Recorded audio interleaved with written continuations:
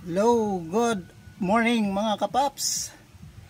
For today's video mga kapaps ay kakain po tayo ng prutas. So ang init, kauwi ko lang kasi.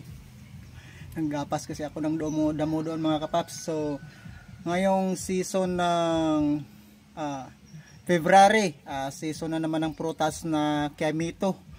Kung tawagin ay dito sa amin ay Star Apple. So ito siya.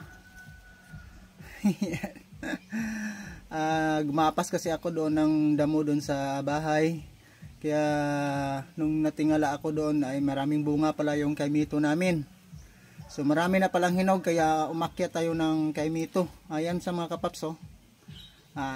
Ito lang yung kinuha ko kasi wala nga akong dalang supot or basket, kaya ito lang yung kinuha ko na Kiamito. So napakatamis nito mga kapaps.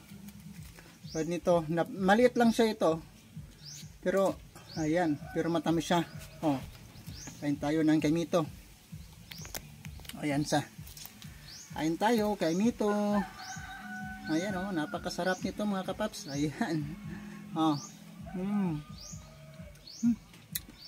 Ang tamis ng Kiamito.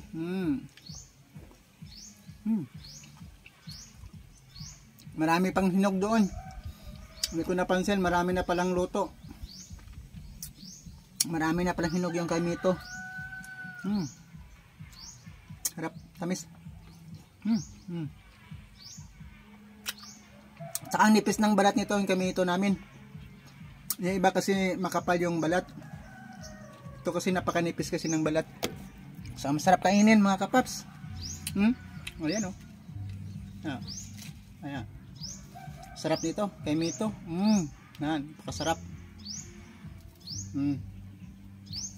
Ayan, Kiamito o Star Apple. Ayan ang linis ng laman. Sarap. Musog ako nito. Sarap mga kapap. Kiamito.